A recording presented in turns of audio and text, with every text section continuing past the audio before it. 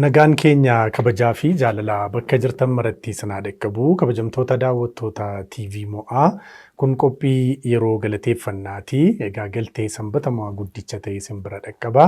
Keessummoota jajjaboo ammoo sagantaa kanarratti isin affeeruun muuxannoo mudannoo bu'aa bahii jireenya isaaniif waan irra jiraniif fuula duratti illee yaadan kan irratti nuuf qoodanidha. Namoota jireenya isaanii keessatti dhiibbaa uumanii darbanis kan irratti galateeffatanidha. Keessummaan kwarraa keessummaa jabaa addunyaa faarfannaa, addunyaa hojii, barnootaa, tajaajilaa keessatti egaa nama waa hedduu dabarseetii jirudha. Biyya ambaarraa turtii isaa waggoota 24 ta'an booda carraa kanaan wal argineetii jirra. Waa guddaa akkasin irraa barattan homaa shakkiin qabu. Isin haga dhuma qophii keenyaatti filannoo keessan TV Mo'aa taasifachuun waliin akka turtan affeerraa koo kan kabajaati. Keessummaan koo eenyudha? Isuma waliin wal baraa, waliin turtii taasisnaa haga dhumaatti waliin taa'a.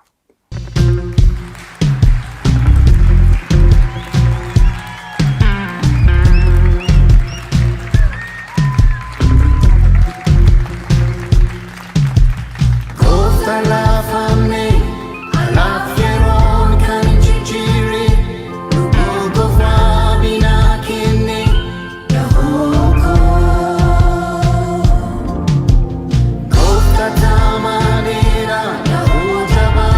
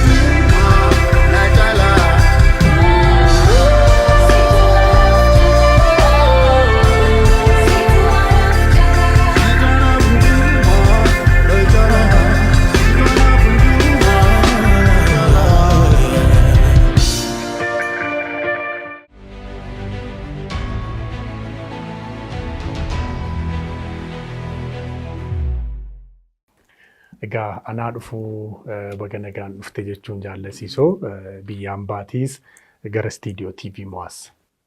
Fayyaa ta'ii atis baga na simatte galatoom. Tolee, meegaa daawwattoota waliin atumtimee walnaabarii tarii keessumaa faarfannoota keetiin kan si beekan jiru jedheen abdadhaa garumee walnaabarii. Haa ta'u maqaadhaan Saifuu Kumarraa Fufaan jedhama.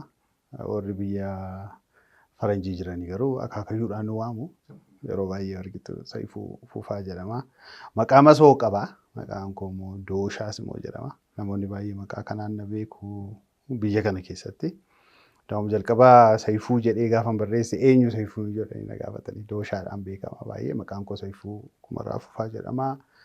Egaa biyya United States keessan jiraadha. Haadha manaa tokkoon qaba. Ijoollee dargaggoo lamaan qaba. Egaa namatti tola. Turtii yeroo dheeraa booda dhufte moo yeroo yerootti deddeebitee biyya ilaalta? Dhiyootti yeroo yerootti nan deddeebi'a. Jalqaba eegan deemee booddee waggaa 13 tureen kan hin deebi'e. Isa booda garuu waggoota darban 3 arfan kana keessa waggaatti si'a tokko yookiis si'a lama nan deddeebi'aan ture. Waggaa kana immoo deemsi koonni kun dhufaatiin koonni kun isa lammataati. Daa'imni ji'a 3 dura asin ture. Amma immoo deebi'een dhufee akkasuma. Egaa namatti tola. Mee duuba deebinee ijoollummaa kee haa yaadannu utuu biyya hambaa hin deemin dura waggoota biyya kana keessatti dabarsitee magaalaa xiqqaa ta'uu danda'a, guddaa aanaa ta'uu danda'a, ganda akkamiin yaadatta laata ijoollummaa kee? Dhalootaan Mandiittiin dhaladhe. Naannoo Olonkomee jedhamtu naannoo sana keessatti dhaladhe. Maatii ijoollee 7 keessaa nama tokkooni. Ijoollee 7 qabu abbaan koo haati koos umuriidhaan jireenyaanis jiru har'a. Achittiin dhaladhee guddadhee amma bartoota 6tti. Isa booda abbaan koo barumsa baay'ee jaallata. Ofiisaatiin baranne garuu har'aa yooti gaafatte baradheeraa barumsa guddaa baradheeraa ijoolleen kun hundi isaanii iddoo addanaa ga'aniiru kan siin jedhudha. Nama kabajamaa, nama guddaa, nama jentilmaniidha. Inni achi fuudhee Ayiratti na geesse. Ayiraa Gullisoo. Ayira Gullisoo mana barumsaa gaariitu ture yeroo sana. Ammas gaariidhuma dhee yaada. Mana kan Makaana Yesuusitti mana barumsichaa suni dhaqee mana ijaaree abbaan keenya. Ayiratti dhaqee mana ijaareeti. Manni barumsaa gaariin addana jira jedhee mana ijaaree keessa nu kaa'ee Ayiratti nu barsiisa ture. Ayira 8 7 kaasee amma 10tti Ayiran ture. Obbolaan koo naajjiniin mana sana keessa wajjin jiraatanii gaafa isaanii 12 fixanii naannoo sana deemuun isaanii irra ture. Qobaa kee asin teessu kanaaf ammoo obbolaan kee warri si dura jiranii deemaniiru waan ta'eef gara Finfinnee deemtaa yookiis Haqaaqii deemtee barattanaan jedhee obbolaa koo isheen dugda duuba jirtuu fi isa dhumarra jiru isaan lamaaniin fuudhee 3 keessan achi deemtu jedheeti gara kana nu fidee jechuudha. Gara kana yeroo inni nu fidu Haqaaqii seenuu hin dandeenyeen yeroo sana sababi isaa guutee ture. Kilaasii tokko gad deebi'iitii seenii naan jedhani. Si gargaara rakkinni jiru akkiyani. Ani gadi deebi'ee barachuun barbaadu jedhee Addis Katamaan seenee jechuudha isaa tokkos taraa. Achittiin barumsa koo fixee kanaaf magaalaan keessatti jiraadhee Mandiittiin dhaladhee Ayira keessa jiraadheera. Si booddee immoo Finfinnee keessa jiraadhee jechaadha. Egaa Ayira mana barumsaa fooyyee qabutu jiraa fi yeroos kanatti ergan. Ayira sababii nuun Ayira deemnee fi abbaan koo Ayiratti nu geessee fi manni barumsaa Ayira barumsaanis education quality'dhaanis baay'ee guddaa ture. Namoonni baay'een successful ta'u darbu maatirikii ijoolleen achi ba'anii iddoo gurguddaa qabu yuunivarsiitii seenuu baay'ee standardii barumsa education yeroo sana tureeni. Mana barumsaa Ayiraan wanti qixxaatu hin jiru. Najjoonis baay'ee gaarii ture yeroo sana nan yaadadha. Garuu manni barumsaa Ayiraa outstanding ture baay'ee. Kanaaf abbaan keenya immoo fedha barumsaa qabu. Nuunis immoo kana keessa dabarsuu barbaaduuni achitti nu geesse. Namoonni baay'een ijoollee isaanii yeroo sanaa Dambidolloo, Ayira, Najjoo yookiis immoo gara Finfinnee Aqaaqiitti fidu turani. Abbaan koo warra daldala hojjetan keessaa nama tokko ture yeroo sana biyya keenyaa nama xinnoo ekspoozharii biyya adda addaatti qabu barumsa kanas jaallatu akkas waan ta'eef naannoo sanatti nu geessa ture. Manni barumsaa suni mana barumsaa dinqii ture. Ani jireenyi koo kan inni shiftii godhe Ayiratti karaa sana. Egaa namatti tola obbo Kumee dhugumayyuu guddaa nama guddaadha. Yeroo sanarra taa'anii waggaa dheeraa dura waa'ee ijoollee isaanii akkas dhimmanii yaadanii waan irra ta'u arguu isaaniidha kun. Hedduu namatti tola. Egaa obbolaawwan kee hundumti isaaniiyyuu milkaa'anii barnootaan warri si duraas si booda. Hundi isaanii milkaa'aniiru. Nama tokkotu jira amma biyya kana keessa warra kanarraa kan hafe hundumti isaanii biyya Yuunaayitid Isteetsi keessa jiru. Abbaan koo isaati gosachi jiru. Milkaa'aniiru. Hundumtuu milkaa'aniiru. Waaw, egaa namatti tola. Meegaa seefuu waa'ee kee erga kaasneeti ati faarfataas turte gara albeema 3 qabda. Tarii kan immoo dhaloonni kun hedduun beekuu dhiisuu mala. Kan beekanis immoo hedduun jiraachuu malu waan ta'eef akkamidha addunyaa faarfannaa keessas turtee jirta har'as? Dhalootumaan yeroon ijoollee ture faarfachuu baay'een jaalladhan ture. Keessumaa Kirismasiin yeroo jiraatu yeroo dhaloonni Kiristoos ayyaaneffamu yookiis immoo du'aa ka'uun yeroo ayyaaneffamu Iistarii irratti waldaa keessatti baay'ee faarfanna ture. Waarii qabna ture. Amma fakkeenyaaf maatii Qees Addaamuu warra Mandii ijoollee isaanii wajjin giruuppii qabna ture. Walii wajjiniin faarfanna ture. Ijoollummaatti jechuudha. Isa booda Ayiras yeroo deeme kwaayirii keessan faarfadhan ture Ayirattis. Jaalala faarfannaa qabaa, jaalala Waaqayyoof hojjechuu qabaa. Jaalalli kun immoo jaalaluma Waaqayyoo sii kenne irraan kan dhalatudha. Ofii keetii waan gootu miti, kennaa sii kennamee fi lubbuun kee gatii isheen deebistudha.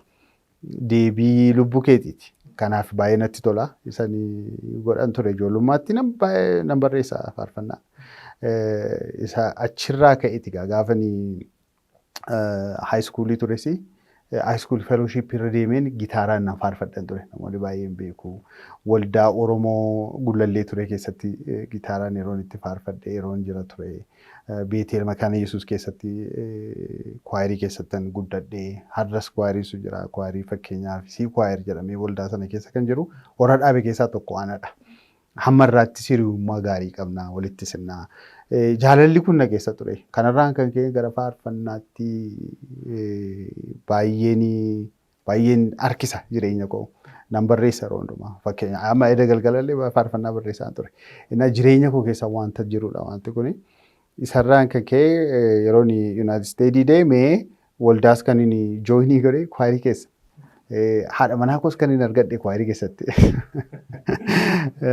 Innaa kwaayirii seenee kwaayirii sana keessa faarfannaa nan barreessaa. Kwaayiriidhaaf nan kennaa ofii kootis nan faarfadhaa. Faarfannaa jalqabaa albamii jalqabaa 2005 waggaa akka Awurooppaatti 2005 waggaa almost yeroo sana ni hojjedhe. Iyyoobiin beektadhe yaada Iyyoobii yaadataa. Iyyoobii yaadataatti wajjiniin isatu na gargaare yeroo sanas mucaan suni mucaa qajeelaadha. Nama baay'ee kabaju. Wajjin guddannes immoo moofaa ishee hidhanii kuwaasii taphatan beektaa ishee durii kaalsii feerraa hojjetan. Ishee wajjiniin kuwaasii taphanna ture dur safara keessatti. Isaan naannoo isaaniitti giruuppii fiduun immoo naannoo keenyaa giruuppii fidnee maachii goona ture hin taphanna ture. Wajjiniin inni baay'ee na gargaare yeroo sana faarfannaan sun hojjetame jechuudha. Biyya kanatti inni ergee isaan booda garuu biyya Ameerikaa keessatti fiigicha baay'eetu jira waan ta'eef xinnoo waldaama keessatti faarfachuu malee gara albamiitti dhufuu, piroodiusii gochuu, faarfannaa irratti guddachuu waan adda addaa kun dadhabbii qaba ture. Kanaaf waldaamatti gaafa sanbataa dhattee faarfatta gaafa darabeen kee ga'u. Akka sanatti goonaa turre garuu nan barreessa. Yeroo hundumaa nan barreessa. Faarfannaa yeroon ittiin barreessine jiru. Dhugaama dubbachuudhaaf amma har'a over 300 faarfannaa jira. Kan hin barreessee qabu. 300 ol jechuudha. 300 kana keessaa almost gara 100 kan ta'anii istuudiyoo keessatti kan hojjetamanii ta'an jiru. Garuu akka biyya kanaa yeroo qabaattee tajaajila sanarratti baay'ee bobbaatee bakkee baasuu hin dandeessu. Inni isa jalqabaati. Lammata afaan lamaaniinuu nan barreessa faarfannaa. Afaan Amaarinyaanis afaan Affaanis nan barreessa. Afaan Oromiffaas nan barreessa. Lamaanuma isaanii nan barreessa. Lamaanuma isaanii yeroo barreessu waluma qixxeen barreessa. Rakkina tokko malee jechuudha. Kanaaf isa lammataa yeroo hojjedhee afaan Amaariffaaniin hojjedhe. Isa immoo waggaa 4 dura kan inni hojjedhee fixe waggaa 3 dura raliisii godhe. Isas kan na gargaare Iyyoob Esitti yeroo raliisii godhe. Isaan hojjedhee inni sadaffaa hojjetamee mataa'e. Naf kan afaan Oromooti. Ammarra deddeebi'ee waan tokko qaqqajeeshaadha. Inni arfaffaa afaan Amaariffaati. Innis immoo dhumaa jira yeroo kana. Jireenya akkasiiti jechuudha. Faarfannaa irratti baay'ee bobba'a. Faarfannaan tokkos immoo yuutuubii irra jijjiiru. Namoonni na wajjin hojjetanis biyya kana keessa jiru. Ammas immoo hojii biraaf yoo dhufee jiraadhu at the same time faarfannaa irrattis immoo hojjechaa jira. Amma har'a sa'aatii booda kanallee afaan Oromoo tokkoon faarfannaa hojjennu waan waraabnu wayii jira irratti hojjechaa jira. Baay'ee natti tola faarsuun. Ayyaana guddaadha. Egaa erga amma kana ta'iitii tarii kan albeema tokkoffaas lammaffaa sadaffaa keessaas haa ta'u namoonni illee kan ittiin si beekan yuutuubii irraas immoo argannee fe'uu kan dandeenyu ta'uu mala yoo hin jiru ta'es rakkoo hin qabu meenuu faarsi. Injiraata. Faarfannaan kan afaan Oromoo kan baay'ee jaalladhu labsii kan jedhu faarfannaan tokko jira. Namoonni itti dhaga'anii kan natti tolu har'as immoo akka isaan ilaalan kan barbaadu faarfannaa sana kan barreessee garaa koo keessaa kan yeroo hundumaa natti dhaga'amu waa'ee wangeela dubbachuuti. Dhalootaanis yeroon guddachaa ture yeroon gara kolleejjiittis dhufee biyya kanatti teewooloojiidha kan inni jalqaba bare. Kanaaf wangeela labsuun baay'ee natti tola. Labsuun immoo kennaa hunduma keenyaaf kenname, komishinii hunduma keenyaaf kennamedha. Daawwattoonni keenya keessanis utuu labsiisa jedhamu kana ilaalanii natti tola. Faarfannaan labsii wangeelaa, labsii wangeelaa jedha faarfannaan kun. Isa kana dhaggeeffadhaa jedhanii isinitti himaa yoo dhaggeeffatan. Sirriitti feenaa, sirriitti nutis dhaggeeffataa. Isaaniinis daawwattoota keenyas guutummaa isaa immoo gadi lakkisnee isaan affeerra.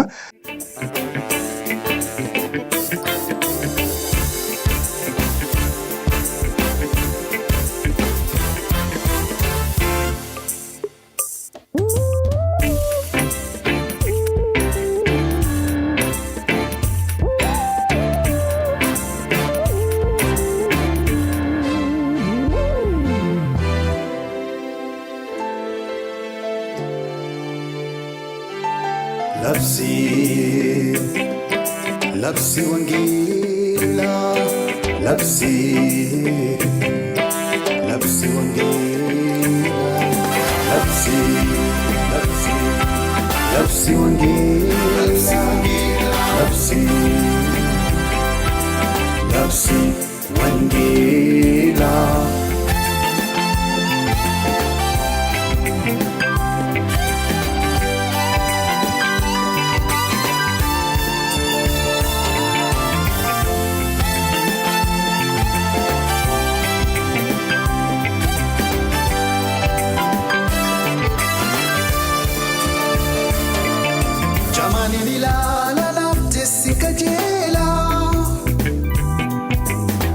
Wangeela badurugada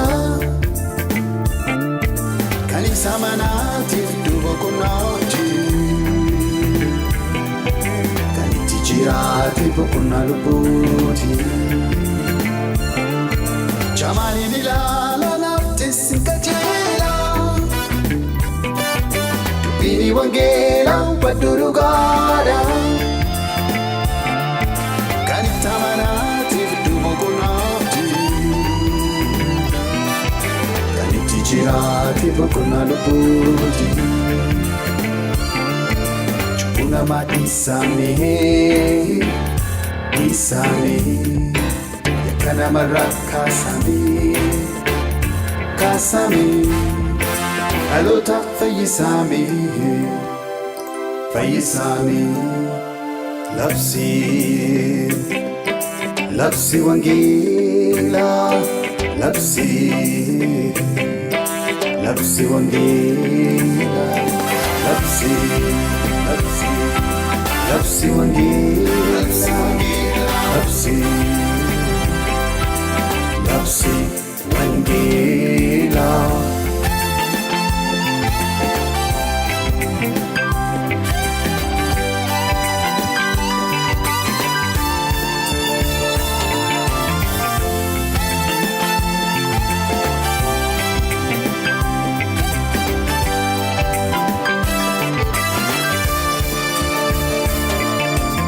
Jedhalootatti kennameeti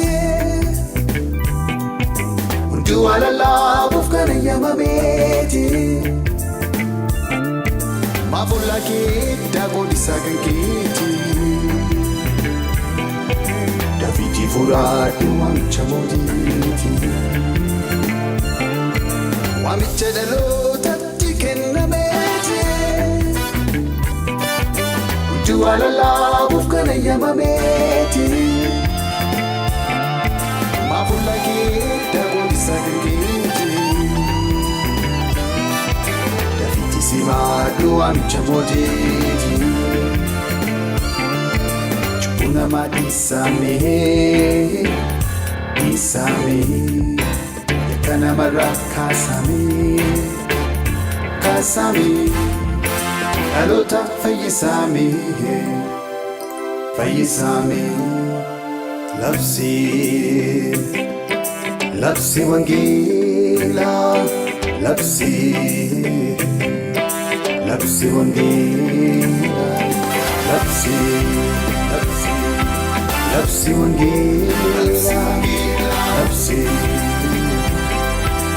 labsii wangeelaa.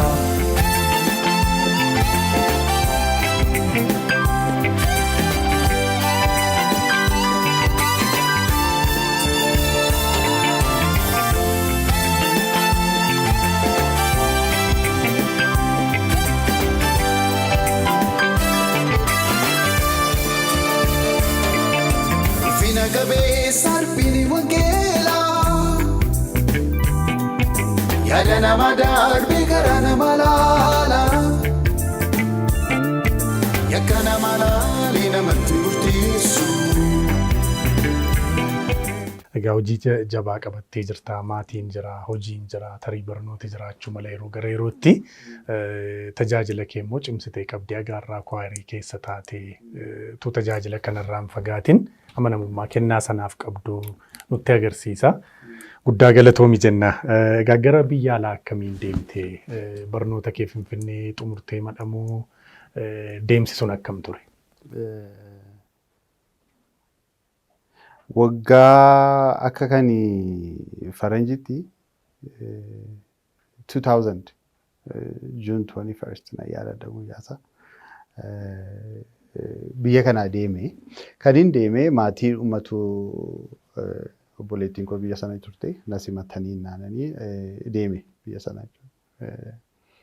As yeroon deeme theological schooliin ture fixeen deeme asitti. Waggaa 4 bareenanii fixeen asii gara biyya US Ameerikaa deeme jechuudha. Eegan achi deemee waan lamaan sayyoo jedheera. Tokko theological school seenee Luther Seminary Minnesota jiru keessa seenee Masters of Divinity irratti hojjedheen ture. At the same time isa booda immoo gara managementiitiin darbee jechuudha. University seeneen Bethel University kan jedhamu St. Paul Minnesota keessa jiraata private schoolidha.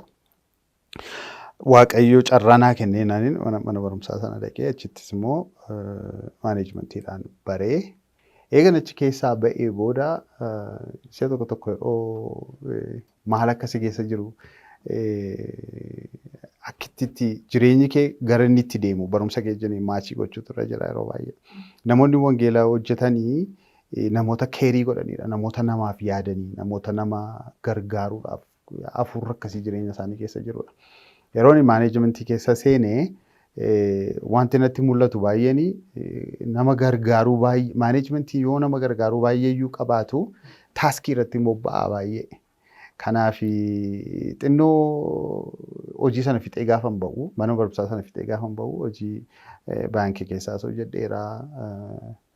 Akkuma mabiraata haayiliin biyya kana jiru biyya sanas immoo kan elektirikii gavarnii godhan jiru isaan keessaas hojjedheera maaneejmentiidhaan. Innaa xinnoo naa ta'uu dide yeroo sana. Kanaafanii gara wangeelaatti deebi'uun irra jiraadha kan jedhu yaadeen ture. Yeroo sana Dr. Gammachiis naannoo Ameerikaa keessa waldoota jiranii wajjiniin baay'ee hojjeta ture. Anaafis hiriyaa kooti. Wajjiniin guddanne amarraattis maatiin isaas maatiin koos baay'ee walitti sirna. Hundaa'uun infaakti magaalaa keessa jiraatu abbaan isaa fi haati isaa. Yeroo hundumaa naa bilbilanii nagaa gaafatu baay'ee nama kabajamoodha. Beetta ta'e hin beeku garuu jaarsa baay'ee dinqiidha jaarsi suni. Naa gammee jinis haasofnee namoota naannoo sana jiraniis yeroo sana haasofnee gara wangeelaatti yaada deebi'uu jalqabee candidate pastor ta'ee biyya Ameerikaa keessatti at least waggaa tokko walakkaa akkasiif sarbii godheen ture. Waldaan Oromoo magaalaa Colorado Denver keessa jiraattu dhaqee isaanii wajjin joinii godhee yeroo xinnoodhaaf hojjedheen ture.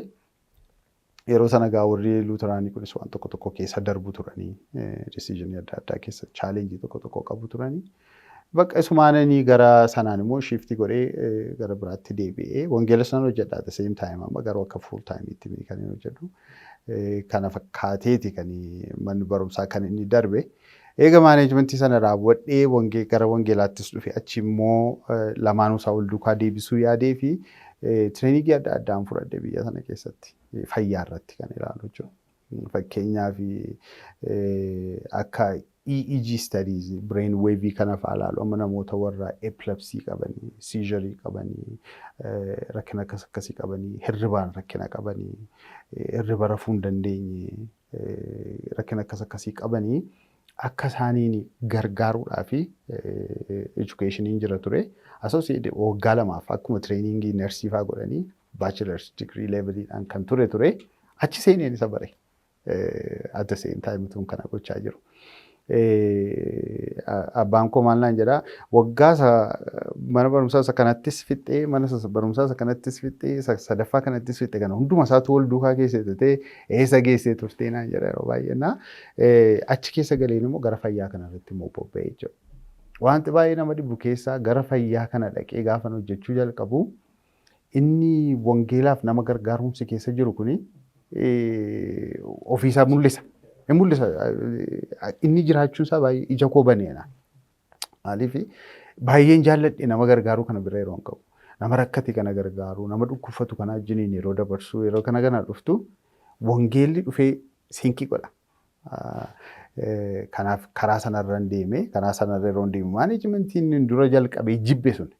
Inni hojjechuun barbaanne kuni came to place kanaa jira. Walitti dhufee walitti galee yaada isa kanaa jira. So gaafa inni mana hospitaalaa keessa wallaan namoota hojii fayyaa kana keessatti bobba'u hospitaaluma keessatti maaneejmentii leeveliidhaan hojii hojjechuu jalqabe jechuudha. Akkasiin hojjedha akkasiin himamu gaaffiitti na gaafatteef garuu deebii naa kennuutu narra jira malee akka wannoon fakkaanne yaada of tulumaa kan fakkaanne sodaadha isaaf dhiifama gaafachaan dubbadha sababi isaa nama akkasiiti jechuun si'a tokko qajeelumaadhaan yoo ta'e malee nama rakkisa. So maaneejmentii sana keessa gaafan darbu fayyaa sana keessa gaafan darbu gara graduate schooliitti iyyuu deemee Denver University kan jedhamu private schooliin tokko jira Denver keessa achi seeneen maastersii kana maaneejmentii irratti hojjedhe. Isaananii University of Colorado hospitaala keessa kiliinikootanii bulcha jechaadha. Achi keessa jiraadha. Hojii akkasiin hojjedha. Hojii fayyaan hojjedha. Hojii wangeelaan hojjedha jechuudha. Muuxannoo guddaadha mitiiree kun waan irraa barachuu dandeenyudha. Guddamee barnootaa garaagaraa barachuun itti fayyadama yeroo kee agarsiisa. Cichoominaan hojjechuu kee agarsiisa. Erga sana kaasne immoo muuxannoon hojii itti fayyadamni yeroo kan biyya keenyaa jira. Gaatillee agas maras keessa hojjettee hin argine barnootaa booda deemte. Haa ta'uutii garuu numa quba qabda waan ta'eef ijoollummaa kaastee kan biyya alaas immoo jira. Muuxannoon hojii itti fayyadamne yeroo waliif faallaadha baay'inaan wanti arginu wanti dhageenyu waan ta'eef jara kana mee wal bira qabiitii muuxannoo qabdurraa nuuf qoodi. Hojiin yookiin dalagii kaalcharii mataa isaatii qaba. Kaalcharii mataa isaatii qaba. Kaalchariin hojii immoo baay'een isaa kaalcharii biyyaa, kaalcharii namoonni keessatti dhalatanii guddatanii wajjiniin wal qabatee deema yeroo baay'ee. Isa kana lamaan garaa baasuun baay'ee gaariidha. Amma gaafa biyya Ameerikaa keessatti hojjettu eetiksiin hojii fi kaalchariin hojii adda. Akka isaan lamaaniin ilaalan. Biyya kana immoo yeroo dhuftu lamaanuu isaas akka inni itti ilaalamu adda. Inni kun economic status irrattis ni murtaa'a. Education level adda addaa irrattis ni murtaa'a. Ifama yeroo afaan Ingiliziyaa keessa mammaku. Isaan kana irratti exposure itti qabdu kuni direction itti irra deemtu leadii si godha. So isaan kana lamaan wal bira qabanii ilaaluu fi baay'ee rakkisaadha. Biyya sana keessatti biyya guddateedha. Biyya baay'ee beekanidha. Muuxannoo baay'ee waan qabanidha. Hojiidhaan kaalchariin inni biyya Ameerikaa keessa jiru qulqullaa'aadha itti yaaduu dandeessa. Hojiidhuma hojjechuudhaaf intentionii isaanii. Waan tokko yeroo hojjetanii hojii sana hojjechuudha. Hojiin suni yoo eerraa ka'ee attamitti bira ga'ee raawwachuu danda'a jedhaniiti kan isaan deemani. Isaan karaa sanarra yeroo deemanii hojii sanaaf deemu. Naannoo keenya biyya keenya keessatti garuu haalli kaalchariin hojii xinnoo chaalenjii mataa isaatii qaba. Namoonni tokko ikoonomiin biyya kanaas dadhabaa waan ta'eef tarii namoonni hojii hojjetaniif gatiin argatan waan ta'eef naannoo sanarraa advaanteejii tokko yeroo hojjechuu barbaadan waan tokko godhachuu yeroo barbaadanii chaalenjii isaan feesii godhan jira. Inni xinnoo hojiin akka qajeelummaan hin deemne gochuu danda'a. Garuu wanta si dhibu deddeebi'aan jira biyya kanatti xinnoo geeddarumsa argaan jira. Namoonni gara hojiitti baay'ee gara hojiitti attamitti hojjechuu dandeenya, attamitti guddachuu dandeenya, attamitti sabaaf ijoollee guddisuu dandeenya, biyya keenya guddisuu dandeenya, ikoonoomii keenya kan mataa keenyaas guddisaa kan warra kaanis guddisaa deemna isa jedhu xinnoo ifaa dhufeeti hubannaa qajeelaa ni akka iddoo qabachaa jiru in argita. So kanaafuu kaalchariin sunis isa kana affektii godha. Akka kanatti yoo dubbadhee ibse gaarii baalaansii yoo goone gaarii dhadhee yaada. Garuu biyya Ameerikaa keessatti istiraakchariin isaas adda. Akkamittiin ibsa sitti fakkaate beektaa ishee tokko maalan jedhan yeroo namoonni na gaafatanii attamii hojiin biyya Ameerikaa keessaa hojjettan kuni leevilii akkasitti hojjettan attam jedhanii gaafatuna bu'aadhaan ibsa. Bu'aan mana keessatti hojjetame mana jaartu keessa galee jiru mana dhumee ijaaramee dhume keessa yeroo lixxu bishaan buufachuudhaaf bishaanuma banta.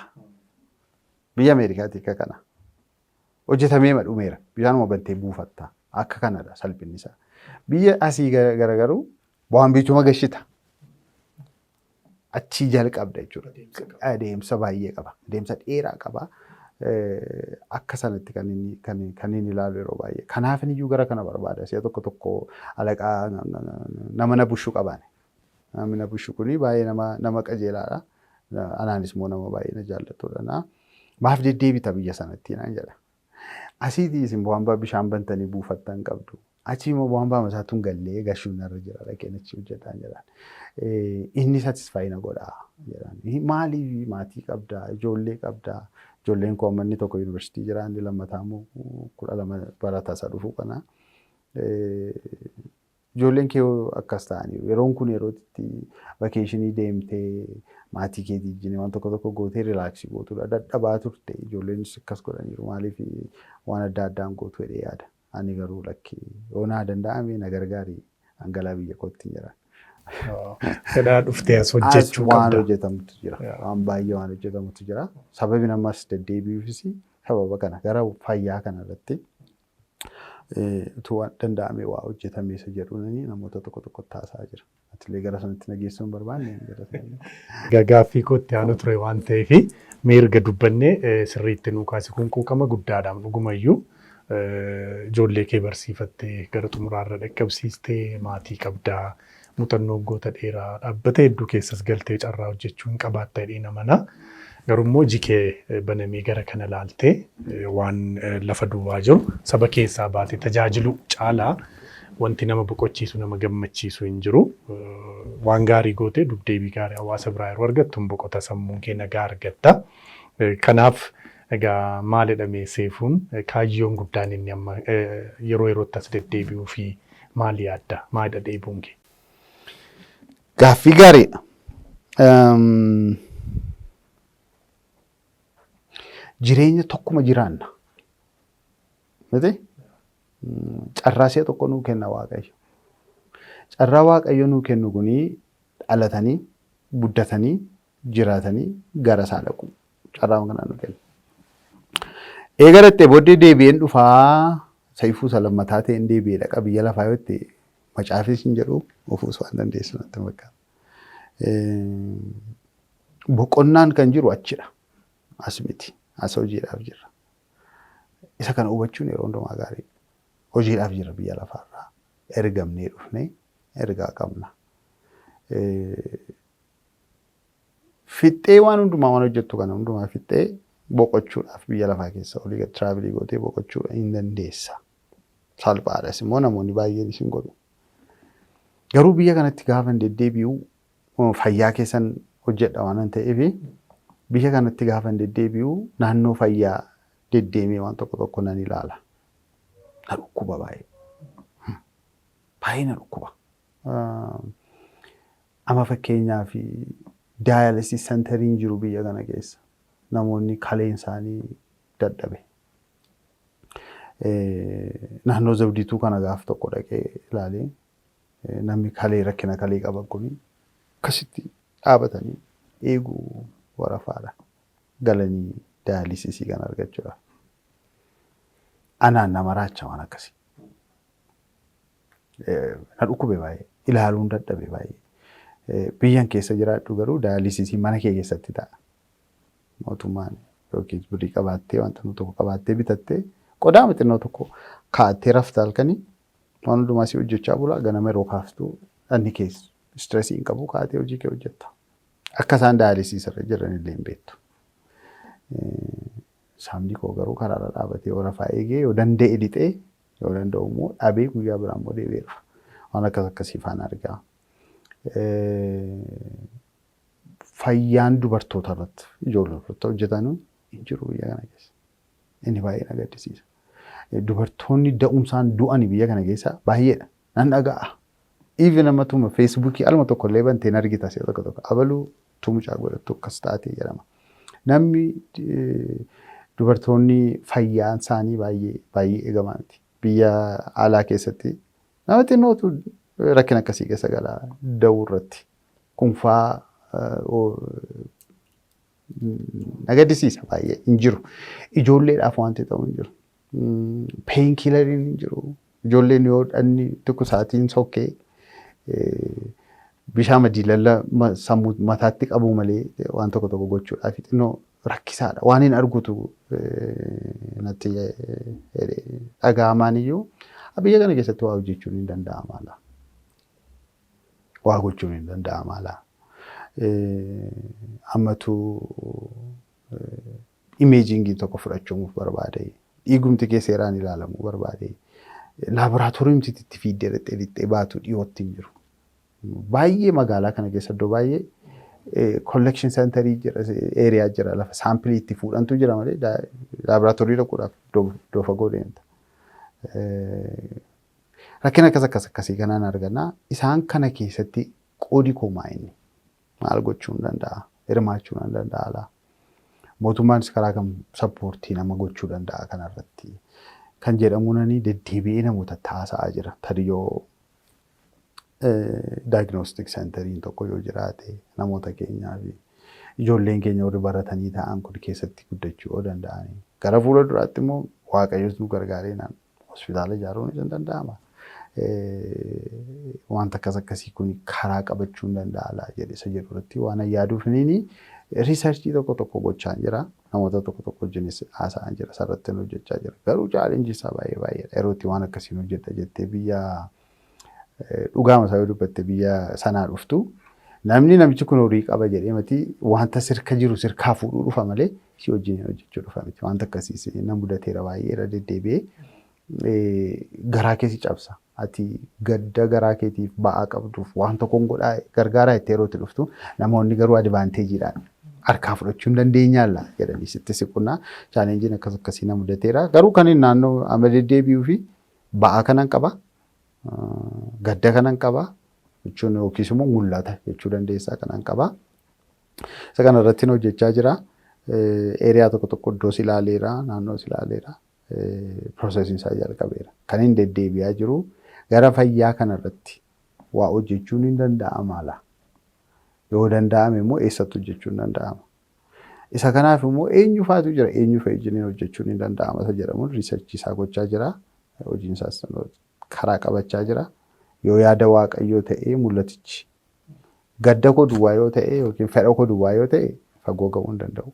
Garuu waaqayyootu na keessa kaa'ee hojjechaa jira yoo ta'e garuu waaqayyoo wajjin isa kana raawwachuudhaaf irratti hojjechaa jira. Kan hin deddeebi'uuf kanaaf jechuudha.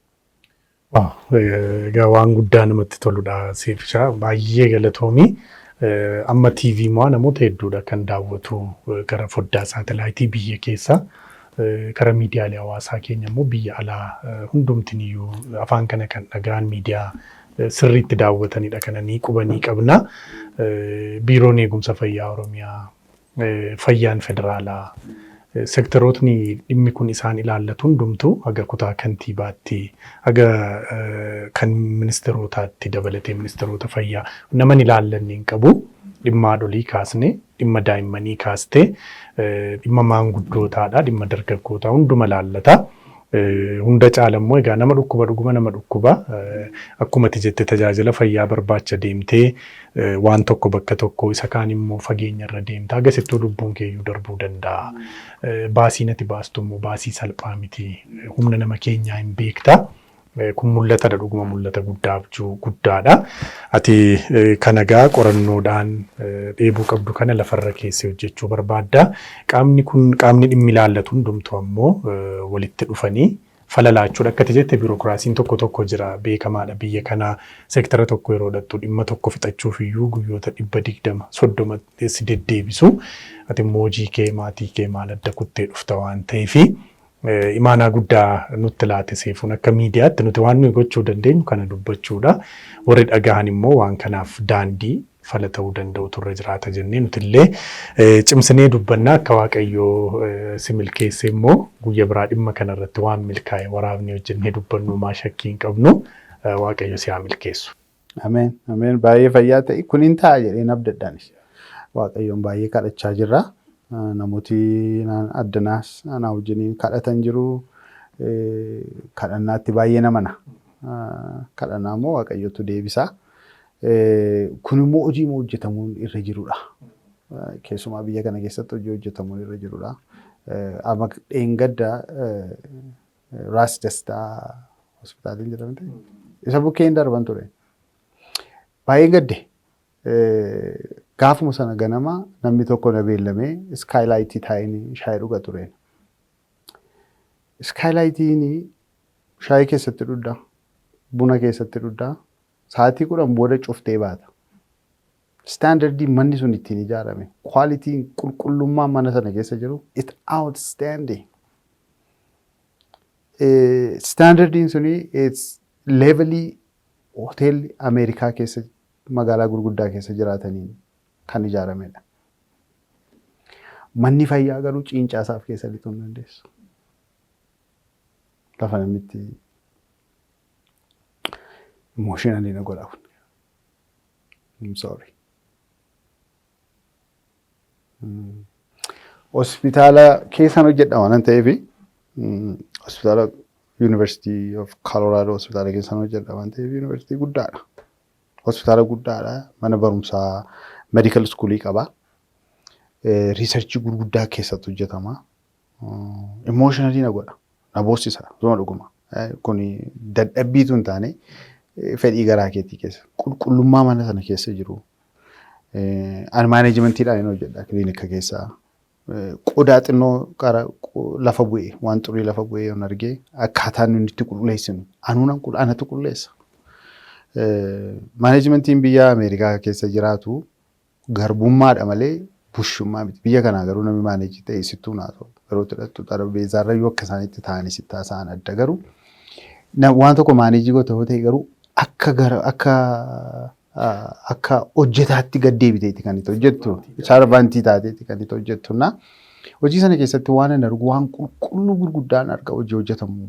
Uubi lafa bu'een argitu fayyaa irratti rakkina uumaa waan ta'eef. Iskaayilaaytii keessa teessee shaayiif buna dhuguudhaa fi kwaalitii ammanaan kan ijaarame tokko keessa teessee horii ammanaa kan keessatti dhangala'e tokko keessa teessee qulqullummaa sakka kana keessatti hojjetamu ilaaltee kan itti hojjettu garuu xarabeezaa mala teessee buddeen nyaata nyaattee bishaan dhuddee deemta. Manni haati koo haati kee haati manaan kee obbolaan kee ijoolleen kee keessatti wallaanaffaman garuu qulqulluu miti. Baay'ee na gaddisiisa bakka. Kanaaf maaliin jedhaa? Maaliif hin ijaaramu akka kanatti? Waa'ee? Maaliin rakkinni isaa? Horiin inni sana ijaare isa kana maaf ijaaruu dadhabe? Mootummaan kana irratti maaf fokkasii gochuu dadhabe? Waa'ee? Magaalaa kana keessa private sector hospitaalii jiran duwwaadha humna kan qaban. Waa'ee? Maayinni rakkinni isaa eessa jira? Inni jedhu natti dhaga'ama natti. Ana mana ibsuun arganne marraatti. Isa dhugaan jedha. Mannin keessatti dhaqee bashannanu amma kana qulqulluu yoo ta'e mannin keessatti wallaaneffamu amma kana xuraa'uun irra hin jiru. Tasuma amma kana ta'uun irra hin jiru. Infekshiniidhaan dhuma namni baay'ee qulqulluu miti taanaan. Inni kun baay'ee na gaddisiisa. Baay'ee na gaddisiisa. I hope hin geenye jedhee yaada gaaf tokko. Eessa jiru ammoo fayyaa irratti hojjetan kun? Maal gochuu danda'u? Amma investment bureau deemeen ture last 3 months ago yeroon biyya kana dhufe. Diagnostic centerii gurguddaa tokko qabaachuu hin dandeenya. Nu gargaaruu hin dandeessu. 25, 75 waan jedhamu seerii tokko jira. Ammana yoo fiddan ammana isin gargaara. Investmentiin ammana isinii kenna. Baankiin ammana isinii kenna. 2030, 27, 2080, 3070 jedhanii ammana godhaatii kanatti isinirraa eegama kana godhaa ijaaraa jedhama. Ani hospitaala waan akkasii gochuu dandeenya investment bureau dhaqee haasofsiisee meeqa. Atti kolfee namichi. Dhugaama isaan sitti hima. Texture level kan ta'e hospitaala speciality 8-9 qabu yoo ijaarte malee waan gara biraas ilaannu. Akkasuma naan jedhe. Namni akka dhagahuun barbaada kana dhugaama sitti hima. Maaliif jedhee gaafadheenaan yoo speciality adda addaa kan qabu ijaaruu sirra jedhe. Isa ijaaruudhaaf humna isaan qaban. Waa xinnoo irraa jalqabee garuu guddisuudhaaf beekumsa isaas qaba, fedha isaas qaba. Qalbiidhaan kaanee maaliif hin guddannu sammanaa kana gochuu hin danda'anii. Isa kana gochuudhaaf garuu namoonni guddaan baay'ee walitti dhufuun nurra jira. Mul'ata isaas immoo hin qabu. Garuu gara sanatti mul'ata guddachuu ta'uu danda'a. Isa ta'e malee kana gochuu hin dandeenyu. Yoo isa gochuu hin dandeessu ta'ee nuyi kanaan si gochuu hin dandeenyu gaafa sanaaf qophooftu deebii kottu. Anaan jedhee gaddeen deeme baay'ee. Kanaaf garuu ofii kootiin garuu maal gochuu hin danda'a isa jedhuuf aniini deddeebi'aa jira. Namoota tokkotti haasa'eera. Jirra jedhuun jiranii. Si gargaarra jedhu si gargaaranii yoo advanteejiin hin jiru ta'e jechuudha. Isa kana cabsuu qabna. Biyya kana keessatti waan tokko hojjetamuudhaaf advanteejiin namootaa cabuu qaba dura. Garuu nama gargaaruudhaaf maal gochuun nurra jira. Sarvisiin inni jedhamuu fi biizinasii inni jedhamu kun garaa bahuu qaba. Sarvisii mataasaa kan danda'edha. Biizinasii mataasaa kan danda'edha. Isaan kan lamaan garaa ba'an taanaan yoomiyyuu hudhaan kun irraa hin hiikamu. Isa kanatti baay'ee na gaddisiisa. Yoo mana keessatti nyaattee keessatti dhuddee bashannantee baatu amma kana qulqulleessite mana keessatti fayyaan kee eegamu qulqullaa'uu qaba. Kanaaf baay'een gadda waan hin argu irratti achi ga'uun hin danda'amu jedhee yaada. Galatoomii guddaa galatoomii kun carraa guddaadha, ergaa guddaadha, barumsa guddaadha hundumaa kan tuqudha waan ta'eef dhimmi mana barnootaa ijaaruu, dhimmi dhaabbilee fayyaa ijaaruu, tajaajila bishaan dhugaatii hawaasaaf laachuu, daandiin maal kuni namni akka kana quuqama qabaatu argameennaan abjuusaa qabattee duukaa fiiguudha qaama dhimmi ilaallatu irraatii kan eegamu kun carraa guddaadha. Ogummaa isaa qabdu, muuxannoo isaa qabdu. Asii immoo waan mijeessuu qaban mijeessanii wal faana fiiganii galma yaadame sana ga'utu danda'ama malee asiis achiis waa bubbutuuf jecha namoota akkasii dura yeroo dhaabbattu waan yaadame sun yoomiyyuu biraan ga'amu dhuguma hudhaa bara baraa ta'eeti hafa. Egaa hundumaaf gaabbanaa goonee laanneerra namni hundumtiniyyuu of gaafatu. Kana jennaa egaa gara dhumaatti fidaatiin jiraa tariitii umurii kee keessatti namoonni dhiibbaa uumanii darban hedduun jiraachuu malu. Carraa kanaan garuu addatti immoo nama tokko kan irratti galateeffannudha sagantaan kun achumaan waan ta'eef eenyudha nama sanas nutti miitii nu galateeffadhu yoo argachuu dandeenye immoo bilbilaanis kan argannu ta'a. Baay'ee fayyaa ta'e gaaffiin kun gaaffii guddaadha. Gaafani theological schoolii seenee Maureen Dolan dubartiin jedhamtu tokko afaan Ingilizii nu barsiisti. English 101 jetteetii nu barsiisti turte. Maureen kun nama Ingiliziiti. Baay'ee na jaallatti. Itti naasaa yeroo baay'ee. Jalqaba gaafa barumsa jalqabnu assignmentii nu laatte. Assignmentii isheen nu laatte suni written assignmentiidha. Assignmentii barreessuuti. Ijoolleen biyya kana keessatti yeroo guddannu culture barreessuu baay'ee hin qabnu baay'ee. Culture dubbisuutiif barreessuu hin qabnu. Amma geeddarameera ta'ee hin beeku. Namoonni macaafa dubbisan xinnoodha. Namoonni barreessanis immoo xinnoodha. Barreessaa jette.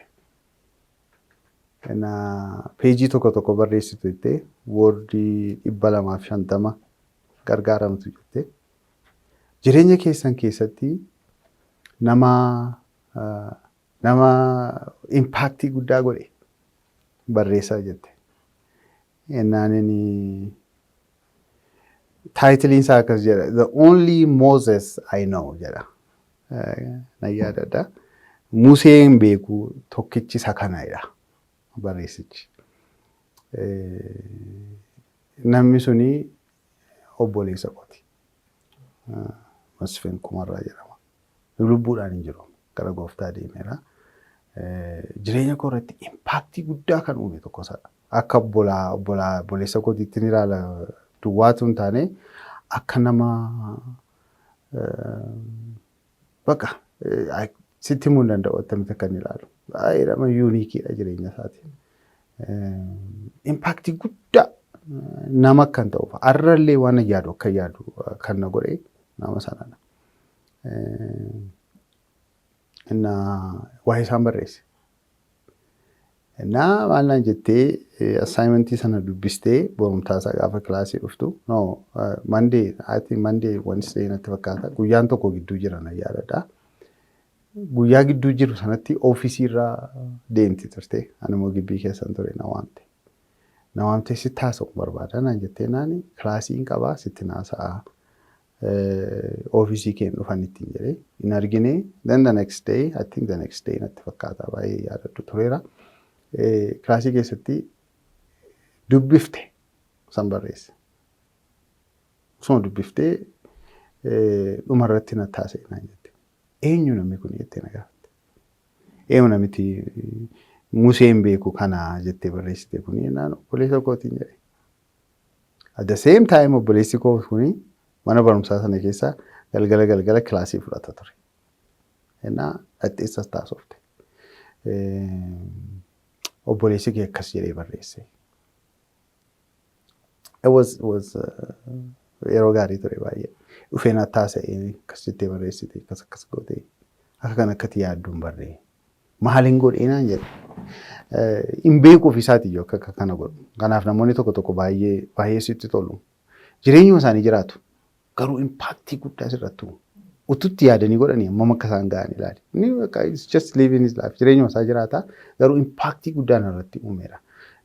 Isaan barreesse. So eenyu jettee gaaffiitti na gaafatte kanaaf jireenya koo irratti impaaktii guddaa kan godhe obboleessa koo hangafa hunduma keenya maatii keenya keessatti mucaa jalqabaati. Masfin Kumarraa jedhama. Gara gooftaa jiraarra. Utuun argee har'as deebisee baay'ee itti dubbadhee natti tola. Ittis immoo dubbadheera kanaan dura. Yeroon kifilii 8 fixee aayiraati mandiitti manatti hin deebi'ee mana barumsaa fidnee isaanii itti deebinee waa'ee barreessuu kanaa sitti mufadhe. Iskoolarshipii barreessaa namoota biyya Yuurooppii fi Ameerikaa keessa jiranitti leetarii balleessaa jetteeti jedhaniiti. Doktoroonni 2 turaniiru aayiraroo sana. Dorombosii fi Dorombee kan jedhaman. Ati manaan Dorombos, Dr. Dorombos, ati manaan isaa Ingiliziyaa barsiisti turte isheenis. Maal jettee namoota Ameerikaa keessa jiranii fi Yuurooppii keessa jiranitti leetarii barreessaa jetteeti wanni olaatti gaaf tokko. Atiin kanis gaafadheeraan natti fakkaata. Namni akkasii jiraa nan barreessaa jedhee gaafadheeraan natti laatte. Inaa manatti galeenanii Ingiliziyaan ani barreessee ergaa naa barreessii jedhee obboleessa koo kanaan. Masfin kanaan. Inni immoo yuunivarsiitii fixee galee jira. Nan yaadadha. Ruumii abbaa koof haadha kootii keessaa mastaawotiin dhaabatee jira. Mataasaa kana joontiraa kana filataa yeroo sana nan yaadadha. Yuunivarsiitii farshiirii fixee dhufe. Saamu'eel kan jedhamu hiriyaa qaba. Saamu'eel Taaddasa mucaa mandiiti. Taaddasa Ayyaanaa faarmaasii qabu turanii naannoo safara keenyaati. Inni ala taa'ee isa eegaa inni kun shaaworii fudhateetii mataasaa kana filata. Mastaawotitti of ilaalee jira. Haqee olii xeenii masfin jenna miti ayyayyaa jennaan. Ayyayyaa Ingiliziyaa barreessee leetarii erguun barbaada? Naa barreessii jedhee hin barreessu naa jedhee. Naa barreessii jedhee hin barreessu. Qolloollee jettuma dhaabannee jiru. Waan tokko naa jedhee. Isin kabalaatii deemasiitii naa jedhee. Maaliif na kabaltaa? Mucaa xinnoon tureen. Nama dha'uu dhiisii harka isaa namatti hin kaatu. Aqiitii barreessin siin jedhee. Anatu sii barreessa miti. Ati ofii keetiif barreessiitii fidiiti editiin sii godhanaa jedhee. Na aare baay'ee. Maaliif na gargaaruu dide namni kun jedhee. Yuunivarsiitii bara. Ana mala Ingiliziyaan barreessu maayee. Waan an barreessee fidu kun immoo maal fakkaata jedhee. Kifilii 8 jira. Mul'ata. Nan barreessa dhaqee. Waan an danda'u barreessee fidee itti kenne. This is what he said. Taa'ee naan jedhee nan taa'ee. Waan itti barreessite kun dinqiidha naan jedhee. Nama akkasiitiin. Amma dinqii ta'uu dhiisuu danda'a wantichi. Garuu nama yeroo hundumaa ol si kaaseeti dandeettii kee akka ala ba'u nama godhudha. Kanaafan baay'ee sagalateeffadha. Sitti sii kennatu hin taane si keessa wanta jiruti guddisa nama akkasiiti. Puushii godhaa tuutiin beekinsi keessaa ba'an guddata wantichi naa barreessinaa jennaa hin barreessee bititti kenna. Hojiin teenyee editii goone wanta sana. Wanti itti barreessitu dinqiidha naan jedhe. Never look back. Gaafa sanaa kaasee waa'ee barreessuu gara booddeetti deebi'ee hin beeku. Of tuulumaaf tun taane dhugaadha nan barreessa. Akka sanatti waan baay'ee jireenya koo keessaa akka guddatuuf akka daa'imurraa miilaan dhaabadhee deemuu fi waan gurguddaa impaaktii gurguddaa jireenya koo irratti namni godhee namni tokkichi eenyuyyuu yoomiyyuu na gaafate jalqaba namni sammuu kootti dhufu haadhoo koo barreessa koo. Baay'ee namatti tola. Egaa turtii bareedaa ajaa'ibaa taasisnee egaa waan jennu hin qabnu dhuguma obboleessa gaariidha, hangafa gaariidha. Eenyumaafuu waan ati amma kaaste hunda keenyaaf barnoota ta'uutii kan danda'udha. Namoota akkasiidha kan nu barbaachisanii. Waan ati hojjettetti hamilee kan si cabsu osoo hin taane si jajjabeessee dogoggora kee immoo akka sirreeffattuuf jaalalaaf tooftaadhaan namoota akkasiidha kan barbaachisan waan ta'eef obboleessa gaariidha. Egaa maatii kee hundumaan carraa kanaan nutis galatoomaa jenna abbaa kee, haadha kee, obboloota kee kanneen jiran maraatiin dhuguma maatii guddoodha, maatii ajaa'ibaadha, muuxannoo hedduu nuuf qooddee dhumarratti waan hafe jettu yoo jiraate kaastee dhaloota kanaafis saba afaan kan dhaga'uuf biyya keessaa ala jiruuf hin fayyada waan jettus dhaamsa akka dabarsitu carraa dhumaa sii laadha. Dhaamsini qabu waan mul'ata koo wajjin waan wal ilaaluudha.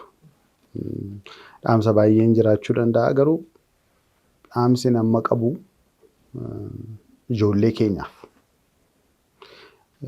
namoota afaan kana dubbataniifis dhaamsiin qabu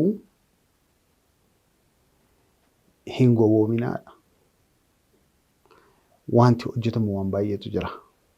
Wanti dagaaguun irra jiru, wanti nu guddisuun irra jiru jira. Keessumaa immoo ba'aan baadhee jirurraan kan ka'e gara fayyaa kanarratti yeroo ilaalu waan guddaan hojjetamuu ni danda'ama biyya kana keessatti.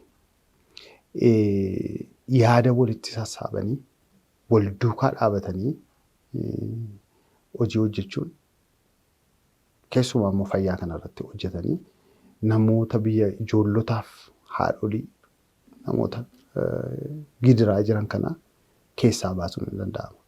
Yeroo baay'ee bakkeedhaa yaadna gargaarsa. Alaanatti dhufa inni yaadna malee ofii kootii waa gochuu hin danda'an jedhamu. Poteenshaliin jiraas, dandeettiinis jira, ogummaan isaas jira, beekumsi isaas jira. Hojjettee fidda isa kaan. Horiin inni kaan inni hojjetamee dhufu lafumaa fuutee fidda miti. Hojjettee fidda. Isa hojjettu kanaaf immoo vaaliyuu kennaa deemta. Wanta hojjette kana keessee isa guddisaa deemta kanaafuu kan hin jedhu dhaamsi hin qabu. Hin laafina, wal ijaaraa, jabaadhaa, walitti haasofna, hin mari'anna. Wanta hamma jiru geeddaruun hin danda'amu. Akka hamma jirutti yoo dhiibne eessayyuu hin geenyu. Garuu geeddaruun hin danda'amu. Falli jira. Falasaa garuu walitti haasa'uudhaan kan nuyi hiikuu dandeenyu waan ta'eef isa kanarratti hojjennee natti tola. Keessumaa immoo gara biyya keenyaatti utuu yaada keenya qajeeshinee maal gochuun irra jiru isa jedhu irratti mareedhaan hojjennee gaariidha. Kan hin jedhu dhaamsi hin qabu walitti dhufa, wal qabadhaa, ijaarama, hin gowwoomina. Gadi fageessee jechuun hin danda'a. Garuu hin gowwoomina. Gowwuma baay'een argaa jira. Hin gowwoomina. Wanta hojjetamuu hin danda'amu baay'eetu jira. Kanniisi kophaa ishee damman hortu. Wal duukaa yaateeti. Kanaaf kanniisa ta'a. Galatoomii egaa Waaqayyo umurii dheeraa siif kennu siifis maatii keefis gama tajaajila keenis abjuu dhugaa ta'e qabattee dheebottee yeroo dheeraa deddeebi'aa jirtu kanas milkaa'ee godhatee nagarraa siifis maatii keefis nagaa guutuu alaatu turtii baay'ee bareedaa waliin dabarsine muuxannoo hedduu nama fayyaduu danda'u nuuf qoodde waan ta'eef karaa hundumaa milkaa'ee jennaa siif. Galatoon fayyaa ta'a. Egaan kabajamtoota daawwattoota TV Mo'aa sagantaa yeroo galateeffannaatiin turtii nuti Seefuu Kumarraa waliin taasisnee waa guddaa akkasiin irraa barattan homaa shakkii tokko illee hin qabu. Qaamonni dhimmi ilaallatu ammoo abjuuf dheebuun ni qabu kanaa harka mirgaa taatanii fi isa waliin akka milkeessitanis nuti homaa shakkii hin qabnu waamicha irra deddeebii taasisneetii jirra.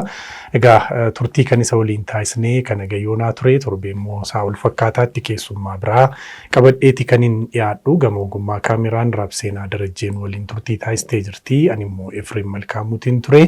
Qophiileen galtee sanbata Mo'aa biroon itti fufuu turtii gaarii.